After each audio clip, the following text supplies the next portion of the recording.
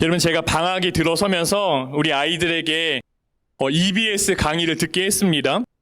하루에 4개, 5개를 들어야 하는 거예요. 그런데 방학이라고 아이들이 놀기만 하는 게 아니에요. 학원도 가야 되고 다 개인의 스케줄이 있습니다. 그러니 하루에 강의를 4개, 5개 듣는 게 계획을 짜서 듣지 않으면 금방 밀려버립니다. 그러니 저희 아내가 뭐라고 하냐면은 아침에 일어나면 점심 먹기 전에 한 2개 정도는 봐야 되지 않을까?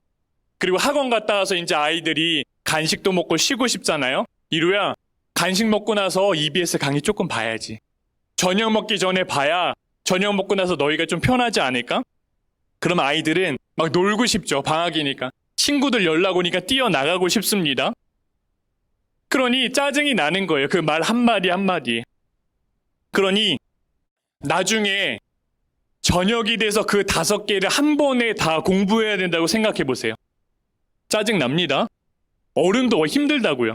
그러니 아내가 미리미리 말해주는 거예요. 아침에 눈 뜨면서부터 얘기해주는 겁니다. 겨울이니까 아이들이 날씨가 얼마나 추워요. 근데 뛰어놀면 땀나고 덥지 않습니까? 그러니까 옷을 얇게 입고 나가려고 합니다. 그러면 아내는 가서 더우면 벗으면 되니까 입고 가라고. 또 나가기 전에 옷 갖고 실랑이를 하는 겁니다. 왜요? 여러분, 아프면은 누구 손해입니까? 아이들 연락 와도 나가지 못하면 자기 손해 아닙니까? 그러니 저희 아내가 아프기 전에 미리미리 아이들에게 말해주는 거라고요. 그러나 여러분, 이러한 모든 소리가 아이들 입장에서 뭡니까? 잔소리로 들리는 겁니다. 여러분, 이번에 명절 잘 보내고 오셨나요? 제가 명절에 아버지 댁에 그리고 장인어른 댁 가서 하룻밤씩 이렇게 자고 왔는데, 장모님 댁에 마당에서 닭도 키우고 강아지도 키우고 동물이 있어요. 이제 아이들과 같이 나가서 보고 있는데 장모님이 막 겉옷이랑 아이들 마스크랑 들고 막 따라오시는 거예요. 감기 걸리면 큰일 난다는 겁니다. 요즘 마스크 잘 안 끼잖아요. 또 시골이니까 공기가 좋으니까 얼마나 좋아요. 그 신선한 공기가. 할머니가 아이들 따라다니면서 마스크 채우는 거예요. 이거 해야 된다고 해야 된다고. 잠바 입히고. 심지어 저한테까지 와서 우리 사위 감기 걸리면 안 된다고 저한테까지 마스크 걸어주시고 겉옷을 입혀주시는데, 아니 장인어른 거 갖고 오셔야지. 장모님 옷 갖고 와서 저 입혀주시는데 팔이 여기까지밖에 안 오는 거예요. 그래도 입으래요. 사위 감기 걸리면 안 된다고. 아무리 말해도 안 통해요. 여러분, 저희 아내가 옥수수를 엄청 좋아합니다. 길 가다 옥수수 딱 팔면은 서서 사 먹어야 돼요. 그 정도예요. 그러니 저희 장모님이 옥수수 쪄가지고 그 알갱이를 다 칼로 다 도려낸 겁니다. 그 알갱이만 따가지고 그 지퍼백에다가 다 소분을 해가지고 그거를 정말 6개, 7개를 얼려놓으셨어요. 아내가 그걸 보더니, 엄마, 누가 옥수수를 이렇게 먹어? 그 하나 딱 쪄가지고 그거 물고 이렇게 하나하나 먹는 그 재미인데 누가 이렇게 알을 다 도려내서 먹냐? 엄마한테 막 따지는 거예요. 그러니까 장모님이 뭐라고 하시냐면, 야 시끄러!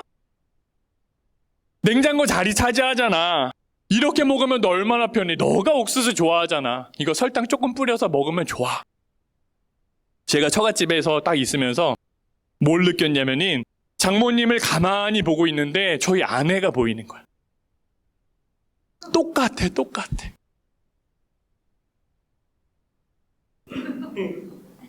여러분 보세요. 왜 엄마는 잔소리만 할까요? 이유는 간단합니다. 내 자녀 위해서예요. 엄마를 위해 잔소리하지 않습니다. 여러분, 잘 되라고 하는 거지 못 되라고 잔소리하는 엄마가 이 세상에 어디 있습니까? 단 한 사람도 없어요. 여러분, 오늘 말씀을 보면은 나봇이 죽고 그의 포도원을 차지하러 아합이 갑니다. 그런데 그곳에 누가 와요? 엘리야가 온다는 거예요. 여러분, 오늘 말씀에 보면 아합이 엘리야를 보자마자 뭐라고 말합니까? 야, 너가 또 나 찾아왔냐? 이렇게 말하잖아요. 여러분, 이게 어떤 뉘앙스입니까? 반가운 뉘앙스입니까? 목사님 또 왔어요. 엘리야 또 왔어. 이런 느낌이 아니라는 거예요. 또 무슨 소리 하려고 온 거야, 쟤는. 짜증이 가득 섞인 목소리로 말하는 거라고요. 여러분, 아합이 왜 이렇게 말하는 겁니까? 엘리야만 나타나면 싫은 소리 하는 겁니다. 첫 만남이 뭐였습니까? 아합과 이세벨이요, 아주 잘 살고 있었습니다. 그런데 갑자기 엘리야가 나타나서 뭐라고 말했죠? 하나님 보시기에 악한 일만 하십니다. 내가 입을 열 때까지 이 땅에 비 한 방울 내리지 않을 겁니다. 여러분, 그래서 실제로 이스라엘 땅에 비가 3년 반 동안 내리지 않았습니다. 나중에는 아합 왕이 직접 물을 찾으러 길을 나서야 할 정도까지 되지 않았습니까? 그리고 엘리야가 갈멜산에서 만났을 때는 어떻습니까? 자신이 아끼는 그 바알 선지자들 400명 다 죽였잖아요. 너희가 섬기고 있는 바알은 가짜고 하나님이 진짜야. 하나님이 진짜 신이야 말해주면서 그 선지자들, 우상을 섬기는 선지자들 다 죽이지 않았습니까? 그러니 아합 입장에서 여러분 볼 때는요, 엘리야는 잔소리하는 사람인 겁니다. 그렇다면 여러분, 잔소리가 뭡니까? 잔소리는 듣기 싫은 말이에요. 듣기 싫은 말. 여러분, 지금 아합은 나봇의 포도원을 차지하려고 와 있지 않습니까? 여러분, 그 포도원 나합이 어떻게 차지하게 되었죠? 나봇이 하나님을 저주하고 임금을 저주했다고 누명을 씌워가지고요, 그를 죽이고 차지하는 거잖아요, 지금. 여러분, 그런데 보세요. 사람들이 볼 때는 누가 나쁜 사람처럼 보이겠습니까? 나봇이 나쁜 사람처럼 보이는 거예요. 왜요? 야, 저 사람 왕과 하나님을 저주했대. 세상이 다 그렇게 알고 있는 겁니다. 여러분, 나봇이 억울하게 죽은 사실을 누구만 알고 있는 겁니까? 아합과 이세벨만 아는 거예요. 그러니 지금 상황에서 아합이 가장 듣기 싫은 말이 뭡니까? 나봇 이야기가 듣기 싫은 거라고요. 그런데 이 사실을 아는 분이 또 한 분 계세요. 누구죠? 하나님. 하나님이 다 알고 있는 겁니다. 그래서 엘리야를 보내시잖아요. 어떻게 임금님은 목숨을 팔아가면서까지 하나님 보시기에 악한 일만 하십니까? 그리고 읽지는 않았지만 엘리야가 하나님의 말씀을 어떻게 전하냐면 그대로 제가 읽어드릴게요. 내가 살인을 하고 또 재산을 빼앗기기까지 하였느냐? 개들이 나봇의 피를 핥은 바로 그곳에서 그 개들이 내 피도 핥을 것이다. 내가 너에게 재앙을 내려 너를 쓸어버리되 내 가문에 속한 남자든 종이든 자유인이든 씨도 남기지 않고 이스라엘 가운데 없애버리겠다. 성 안에서 죽으면 개들이 찢어 먹을 것이고 성 밖에서 죽으면 하늘의 새들이 쪼아 먹을 것이다. 여러분, 정말 무서운 말씀 아닙니까? 여러분, 이게 내한테 이러한 일이 벌어진다고 한번 생각해 보세요. 이게 살벌한 얘기입니다. 여러분, 하나님께서 이렇게까지 말씀하실 정도로 정말 많이 화가 나신 거예요. 그런데 여러분, 한번 보세요. 하나님은 왜 이렇게까지 말씀하시는 걸까요? 여러분, 굳이? 아니, 엘리야를 보내면서까지 그 번거롭고 수고롭잖아요. 여러분, 솔직히 아합에게 재앙을 내리실 마음이었더라면 갈멜산이 딱 좋은 자리 아닙니까? 그냥 그 제단에 불 떨어뜨리실 때 아합의 머리 위에 불 한 번 더 떨어뜨리시면 되는 거잖아요. 아니, 그렇게 아합에게 심판을 내리시면 되는 거 아닙니까? 그런데 하나님이 왜 이렇게까지 하시는 거죠? 여러분, 하나님은요, 아합 같은 사람도 돌이키길 원하신다는 거예요. 여러분, 그게 하나님의 마음이라는 겁니다. 여러분, 몇 해 전에 한 온라인 커뮤니티에 담임 선생님께 욕해서 맞은 아들과 남편의 냉전이라는 글이 올라왔거든요. 그 아들의 어머니에 따르면 이런 겁니다. 최근에 중학생 된 아들이 수업 중에 휴대폰을 계속 만지는 거예요. 선생님이 경고했음에도 불구하고 그 아들이요, 아랑곳하지 않고 계속 휴대폰을 한 겁니다. 휴대전화를 선생님이 압수하시자 이 아들이 반항하면서 거칠게 선생님께 욕설을 퍼부은 거예요. 이제 이 사실을 선생님이 집에 전화했는데 당시에 아버지가 쉬는 날이어서 집에 계셨습니다. 그 전화를 듣고 곧바로 학교로 찾아가가지고 교실에 앉아있는 아들 뺨을 3대를 때리고 머리통을 쥐어 박았어요. 놀란 선생님들이 달려와가지고 아버지를 뜯어 말렸거든요. 집에 돌아온 그 아버지가 아들의 휴대전화 다 뺐고 컴퓨터도 다 압수를 했습니다. 이 사연을 사람들이 듣고 뭐라고 말하냐면, 교권이 무너지는 요즘 시대에 올바른 부모의 모습을 보여주셨다. 필요하면 저렇게라도 해주셔야 한다. 그 남편의 그 아버지의 태도를 칭찬하는 글이 참 많이 있더라고요. 여러분, 아버지가 왜 이렇게까지 하셨겠습니까? 공부하고 있는 아들 교실에 찾아가서 그렇게 뺨을 때리고 손을 댄 거잖아요. 여러분, 내 아들이니까 그런 거예요. 정신 차리라고. 똑바로 자라나라고. 아버지가 그렇게 하신 거라고요. 여러분, 한번 생각해 보세요. 이게 내 아들이 아니라고 생각해 보세요. 안 갑니다.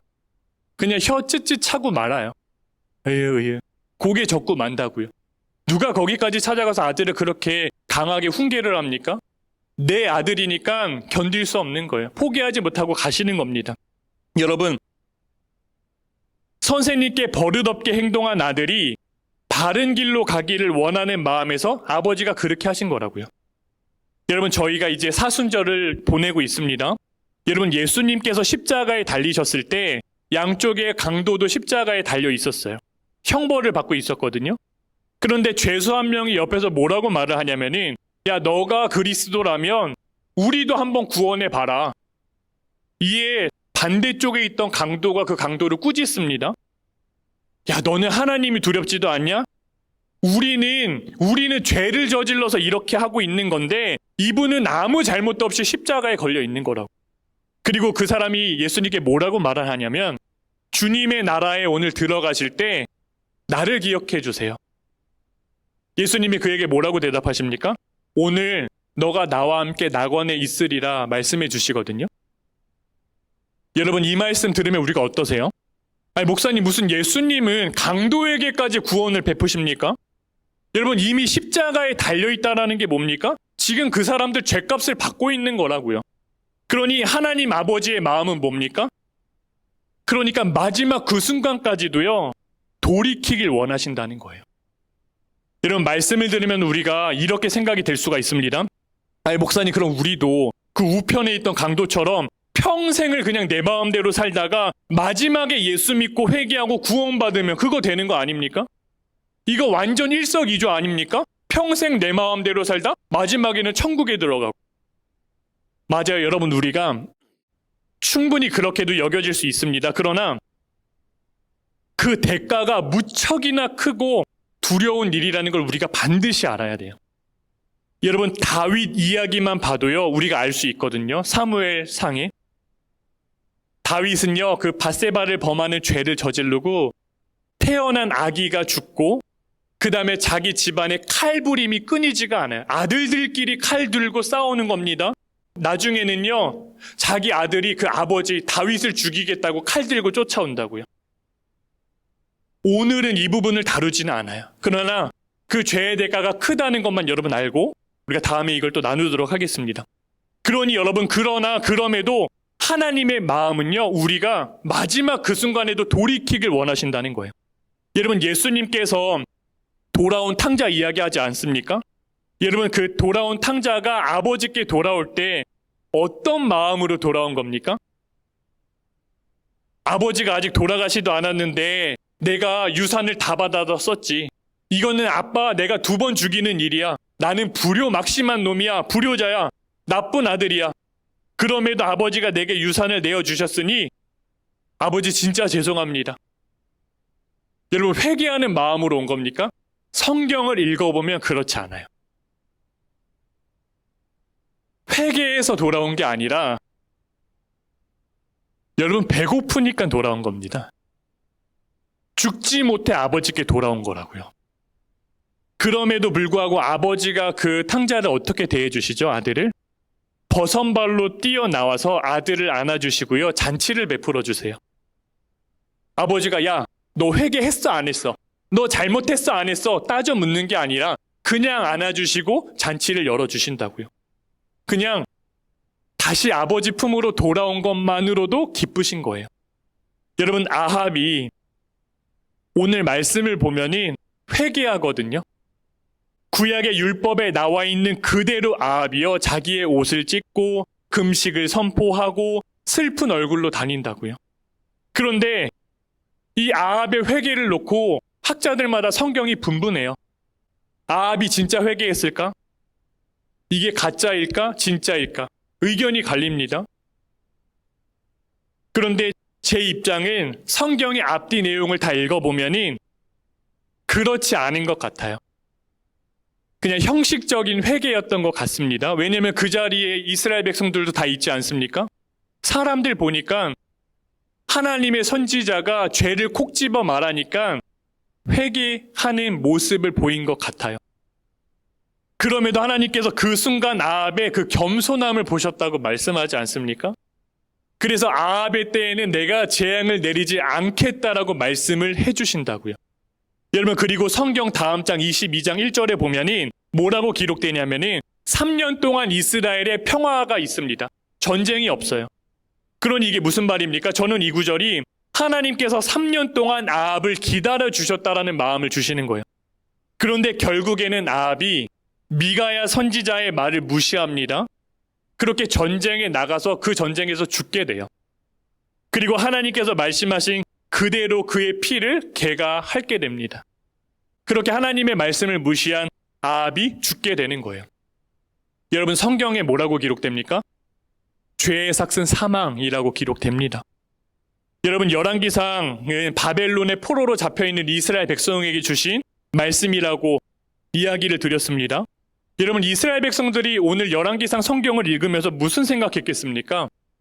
우리가 하나님을 버리고 우상을 섬겼기 때문에 우리가 지금 포로로 살고 있는 거구나. 하나님이 바알에게 지신 게 아니라 우리가 지금 징계받고 있는 거구나. 하나님은 그 아합 같은 왕도 돌아오기를 원하셨는데 그의 형식적인 회개에도 하나님은 3년이나 기다려 주셨는데, 그러니 우리도 하나님께 돌아가자. 우리가 지금 회개하고 돌아가면 하나님이 우리 다시 받아주실 거야. 아합 같은 사람의 형식적인 회개에도 하나님이 반응하시는데 우리가 그저 옷을 찢는 회개가 아니라 요에서에 나오는 마음을 찢는 회개로 하나님 앞에 나아간다면 반드시 우리 다시 회복시켜 주실 거다. 그 말씀을 통해 깨닫게 하시는 거예요. 여러분, 포로로 살고 있는 이스라엘 백성에게만 주신 말씀입니까? 아니요, 이 자리에 앉아있는 우리에게도 주신 말씀이라는 거예요. 여러분, 우리가 마음을 돌이켜 하나님께로 돌아가면 사는 겁니다. 여러분, 하나님께서 우리를 돌이키려 하실 때 우리의 마음이 어때요? 당연히 불편해요. 싫은 소리처럼 들리거든요. 그러나 여러분, 그때의 마음을 우리가 돌이켜야 사는 거예요. 그때부터 다시 우리 인생이 시작되는 것을 반드시 기억해야 합니다. 왜요? 여러분, 돌아서지 않으면 그 다음은 없는 거예요.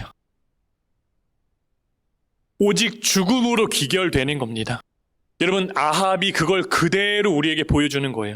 그러니 여러분, 우리가 회개함으로 돌이키길 원하시는 하나님 아버지의 그 마음을 알고 돌이키는 것 그 자체가 은혜라는 거예요.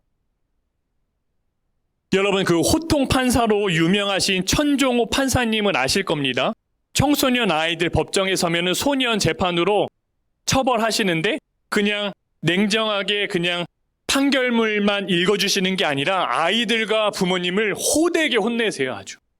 그러면 아이들이 막 눈물을 쏟고 울고불고 다시는 내가 그러지 않겠다고 막 싹싹 빌고 그렇게 재판정에 서거든요. 그런데 문제는 그 아이들이요, 얼마 지나지 않아 다시 법정에 와서 재판받는다는 거예요. 그러니 실제로 소년원 출신의 청소년들의 재범률이 50%가 된다는 겁니다. 2명 중에 1명은 다시 죄를 범하고 그 재판을 받으러 온다는 거예요. 그러니 판사님이 고민이 되시더랍니다. 도대체 어떻게 해야 이 아이들이 사회에 다시 학교에 잘 적응할 수 있을까? 살펴보니까 아이들 대부분이 여러분 부모님이 계시지 않는다는 거예요. 부모님이 계셔도 그냥 방치된 채 살아간다라는 겁니다. 결국에 이 아이들에게는 감옥이 아니라 따뜻한 가정 환경과 그 부모님의 역할을 해줄 어른이 필요한 거구나, 이렇게 생각을 하게 되는 거예요. 그래서 2010년에 사법형 그룹홈 둥지 청소년 센터를 이분의 그 의중에 의해서 설립되게 됩니다. 그런데 이 사역을 임윤택 목사님이 도맡아서 하게 되세요. 그런데 이게 말이 센터지 뭐냐면 그냥 목사님 가정집에서 그 재판받고 온 아이들을 6개월을 데리고 함께 사는 겁니다. 우리 아이들이랑 그냥 같이 밥 먹고 재우고 함께 6개월을 사는 거예요.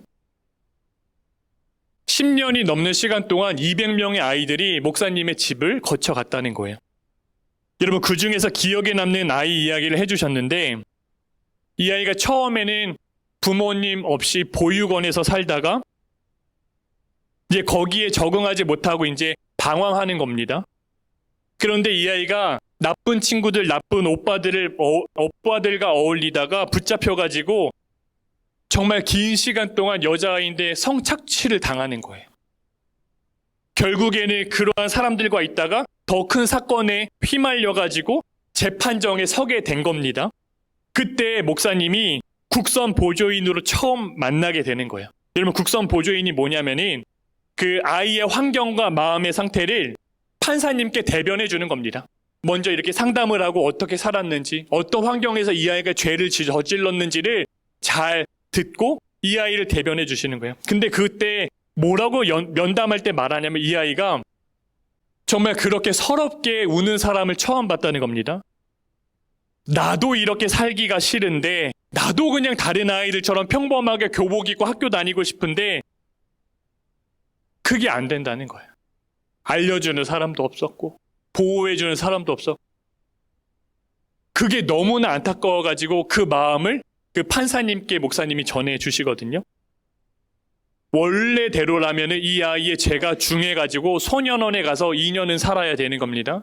그런데 그 목사님 보조인의 의견을 듣고 그러면 그 둥지센터로 데리고 가서 목사님과 함께 시간을 보내면서 회복 좀 시켜달라, 보호 처분을 받게 되는 거예요. 그런데 여러분, 그렇게 십수년을 산 아이의 삶이 한 번에 변하겠습니까? 쉽지 않더래요. 아이를 집으로 데리고 왔는데 아이가 탈출하는 겁니다. 그러면 또 밤에 가서 그 아이 잡아오고, 또 잘 있는가 싶은가, 또 잘 적응하는가 싶으면 또 며칠 있다 또 탈출해서 아이가 PC방에 가서 밤을 새고 거기에 있고, 정말 목사님이 마음 무너졌던 적이 언제냐면은 아이가 또 도망을 친 겁니다. 그런데 그 아이가 간다는 것이 그 자기 그 못살게 괴롭혔던 그 오빠들이 있는 거기로 또 기어 들어간다는 거예요. 아이가 갈 곳이 없는 겁니다. 결국에는 반복되는 이탈로 인해서 이 아이가 소년 보호 처분 중에서 가장 무거운 처분을 받고 소년원에 그 2년 동안 들어가게 됩니다. 그때 아이가 목사님께 편지를 보냈는데 뭐라고 보내냐면은 원망 섞인 편지 보내는 거예요. 내가 언제 도와달라고 했냐? 내 인생에 이제 신경 끄고 참견하지도 말라고, 다시는 나 찾아오지도 말라고, 나 붙잡으러 오지도 말라고, 아니 나 이렇게 소년원 감옥에 집어넣을 거면 그냥 처음 만난 그날 그냥 집어넣지, 나 왜 데리고 갔냐고. 목사님이 마음이 무너지더래요. 그냥 그렇게 아이를 위해서 기도해주고 있는데 한 6개월 정도 있을까요?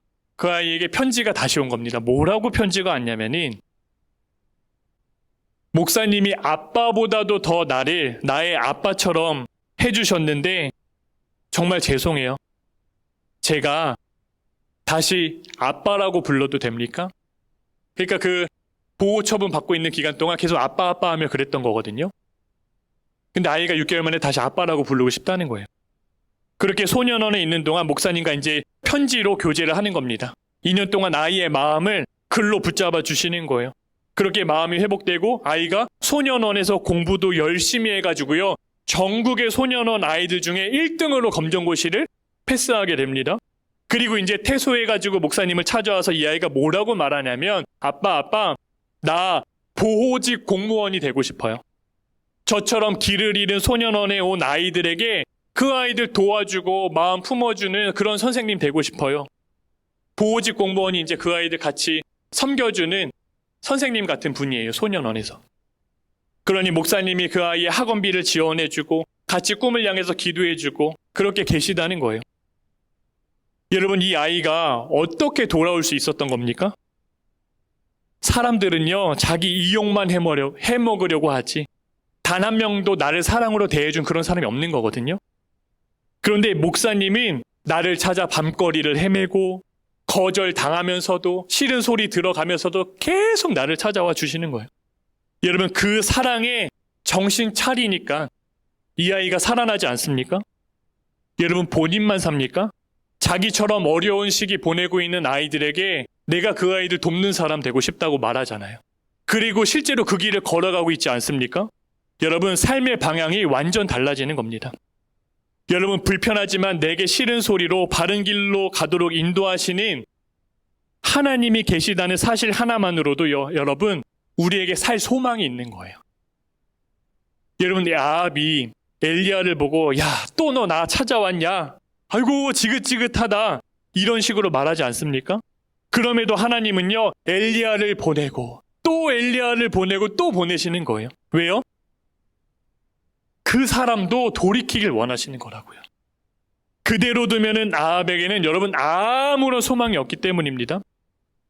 여러분, 찾아오시는 하나님이 우리에게 소망인 겁니다.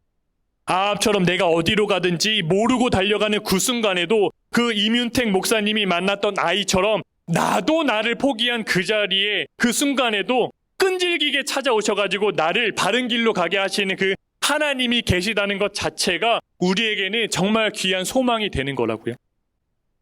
여러분, 오늘 말씀을 들으면 이런 생각이 들 수 있어요. 목사님, 오늘 너무 좋은 말씀인데 그런데 오늘 말씀이 내 이야기는 아닌 것 같네요. 맞아요. 왜냐하면 우리는 사람을 죽이지 않습니다. 아합처럼. 다른 사람의 물건도 빼앗지 않아요. 그리고 사회의 질서를 우리가 거슬러가지고 법정에 서거나 감옥에 가지도 않습니다. 저도 말씀을 준비하면서 그렇게 여겼거든요. 그런데 여러분, 한번 생각해 보세요. 우리가 지금 사순절을 보내고 있습니다. 여러분, 예수님이 십자가에서 돌아가셨어요. 그런데 여러분, 예수님께서 저런 사람, 그런 사람들 때문에, 그 사람들 때문에만 십자가를 지신 겁니까? 여러분, 절대 그렇지 않다는 거예요. 여러분, 예수님께서 분명히 말씀하셨습니다. 뭐라고 말씀하시냐면 마음속으로 간음하면 간음한 거다. 여러분, 우리가 수요일 저녁에는 요한일서 말씀을 나누는데 요한 사도도 뭐라고 기록하냐면 형제를 미워하는 자마다 이미 살인한 자라고 못을 박아 성경에 기록을 해두었습니다. 여러분, 우리는요, 그러니 이러한 죄에서 자유할 수가 없는 거예요. 그러니 여러분, 예수님의 십자가 은혜가 가장 필요한 사람이 누구입니까? 나인 겁니다. 다. 여러분, 저희가 이 성전을 철거하기 전에 그 선배 목사님께 제게 전화가 한 통이 왔습니다. 우리 교회를 돕고 싶은 단체가 있다라는 거예요. 건물을 페인트 칠 해주고 싶다라는 겁니다. 우리 2층 건물을. 그때 상황이 저희가 이제 성도님들과 교회 철거 준비하고 있었거든요. 제가 그 상황을 다 설명드렸어요. 철거하는데도 비용이 엄청 많이 들어갑니다. 이 이야기를 들으시더니 철거할 거면은 페인트 칠할 필요가 없겠네. 그 도와주시겠다는 말을 얼버무리시더니 전화를 끊으시는 거예요. 전화를 끊고 제가 이런 마음이 드는 겁니다. 무슨 마음이 드냐면 아니 진짜 도와주고 싶은 마음이었으면은 그 페인트 칠 해준다는 비용으로 건축 헌금 해주시면 되는 거 아닌가? 아니, 내가 철거한다고 하니까 그냥 전화를 끊어버리시네? 이거는 도와주고 싶은 게 아니라 그냥 자기들 얼굴 내고 싶은 거 아닌가? 그냥 또 우리가 무슨 어려운 교회 도왔다, 이런 거 얼굴 내고 싶은 걸로 우리 교회 이용하시는 거 아니야? 이러한 마음이 드는 겁니다. 여러분, 그때가 추석 명절쯤이었거든요.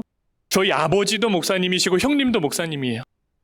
제가 가족들 모인 자리에서 이 이야기를 아무렇지도 않게 막 정죄하면서 막 아버지 형님께 막 그 선배 목사님의 험을 보고 있는 겁니다. 그렇게 명절이 지났어요.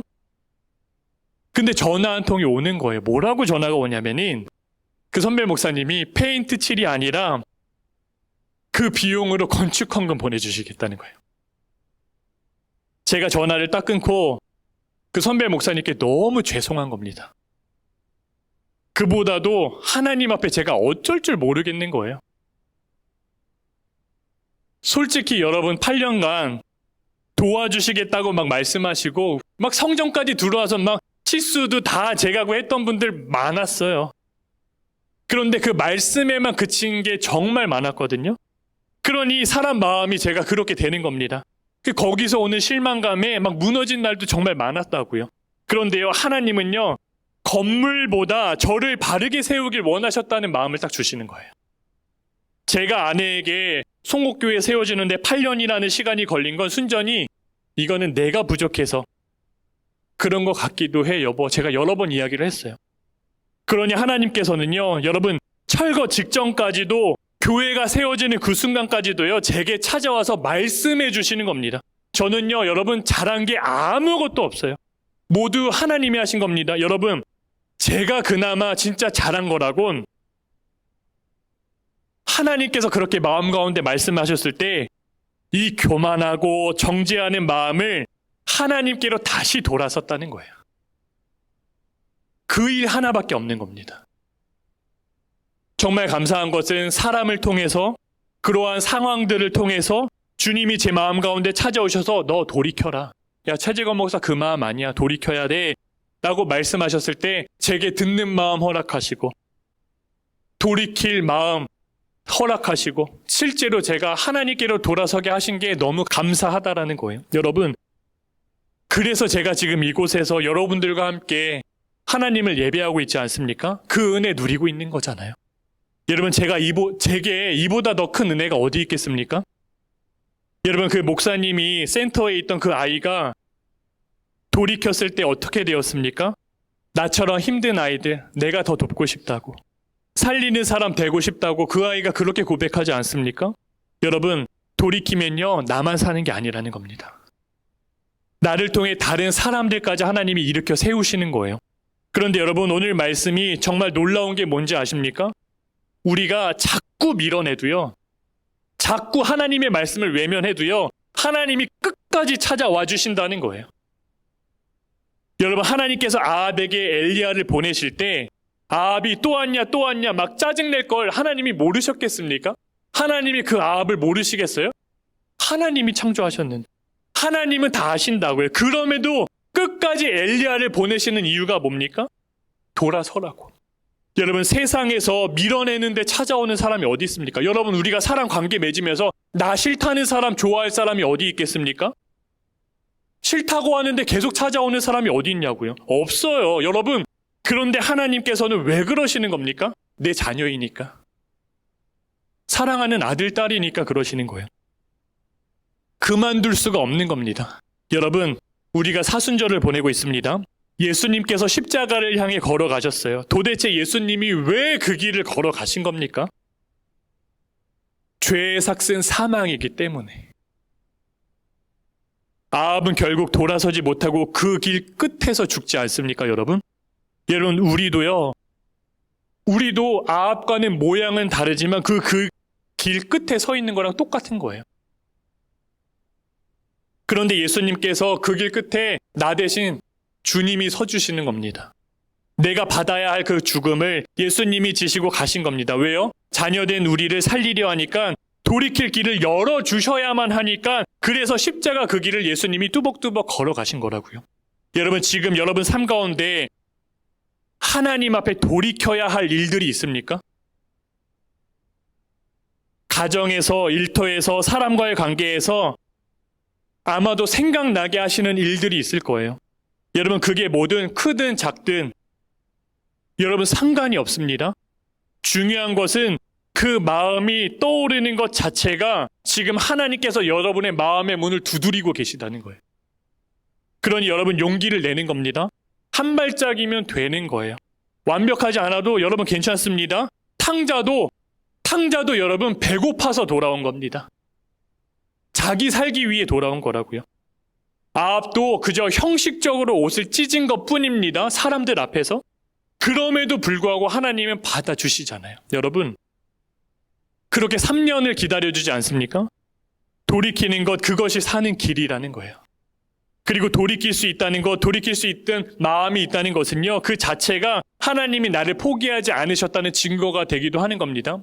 그러니 여러분, 우리가 바라기는 우리의 정말 인생 가운데 듣기 싫고 내가 정말 외면하고 싶었던 그 음성이 사실은 나를 살리시려는 아버지의 음성임을 우리가 깨닫게 되기를 축원을 드립니다. 여러분, 우리가 그 사랑에 반응하여 돌아서야 할 곳에서 오늘 우리가 돌아서게 되기를 주의 이름으로 축복을 드립니다. 그렇게 돌이킨 우리의 삶을 통해 하나님이 반드시 또 다른 생명을 일으켜 세우실 거예요. 우리를 그런 통로 삼아 주실 겁니다. 여러분, 그 은혜가 우리 송곡교회 예배드리는 모든 분들 삶 가운데 가득 누려주게 되기를 주님의 이름으로 축복을 드립니다.